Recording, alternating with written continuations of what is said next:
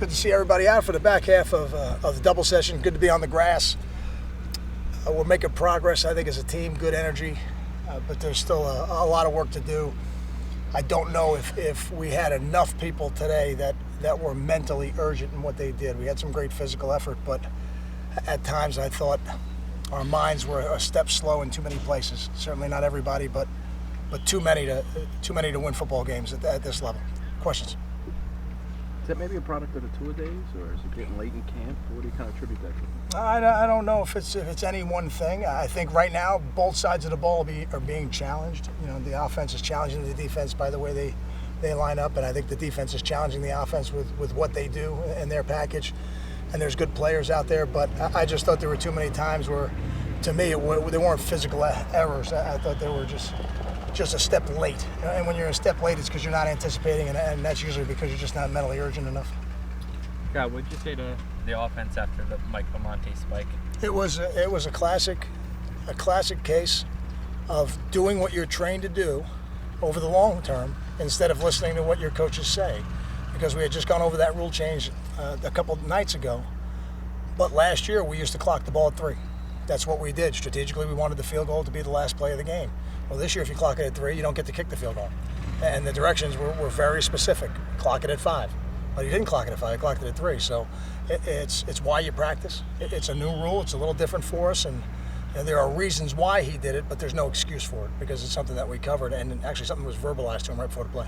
Kyle, no Gary this afternoon. Any specific reason for holding him out? No, this scheduled day off, just like we had the other day. And I thought Gary had a lot of good work in this morning, and he'll be back at it tomorrow. Is that the last one of those for Gary? Are you scheduling anything more where he can get some rest? We only have one more true double, which is on Monday. So we'll see kind of how many he takes on Saturday, and then to make that decision later. What are you seeing now behind Gary at quarterback? Is Mike pushing Chase at all, or getting work at the backup more? I think Mike is pushing. I think Chase did a nice job today. It wasn't really the sole intention of this, but I think that one of the byproducts of having Gary out for these 2 practices has been those guys have really gotten a chance to take more reps, and I think both are getting better. So I think Saturday night will be a big night for both those guys.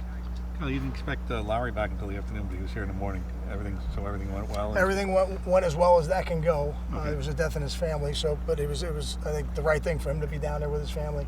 And now that his ankle's better, it's good to have him back out here. I watched him a little bit today on the field in both practices, and I wanted to see how he'd recover from the morning, and he looked good. So as we get closer to Saturday night, he'll get more and more reps. Is it strange that one of your players is getting married in the middle of camp and his brother won't be here as well? How are you treating that internally?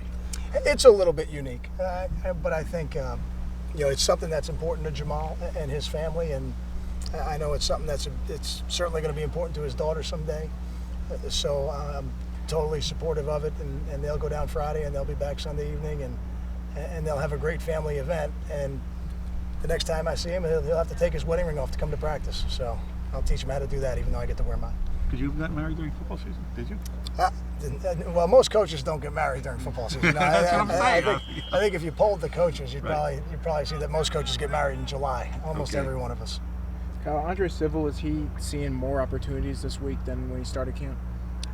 I don't know if it's more than when we started training camp, but I think Andre is really pushing to be one of the top 5 players we have and start opening day. So, right now we've got 7 guys that are really pushing for 5 spots, and Andre and Antoine being 6 and 7 right now. But we're going to evaluate this tape, and that could change as quickly as tomorrow. So, but I'm very pleased with the way Andre's come along. Kyle, in an ideal scenario, how many number of guys would you want in your D-line rotation, and how does that compare to, I guess, the current state of your D-line? I mean, if you're asking me my ideal, I would want 16. I'd just throw them out there in waves of 4. But I think you'd love to have 8. You need to have 6. You need to have 3 inside guys. You need to have 3 outside guys. And if you've got enough depth that you can have 8, I think that's excellent. I don't know how many teams have that. We'll see where we are next week and decide really how many we have. The PR staff released that you're going to have a bobblehead out this season. Have you seen it, and what were your thoughts on the bobblehead? I've seen some of the early renditions. It's disturbing to me. That would be the word I would use. It'll be something I'm sure my children will enjoy. Got time for 2 more. No follow up to that one. I bet. That's All right, Put that's a wrap to it. that one ended the show. Thanks, guys. Take Thank care. you.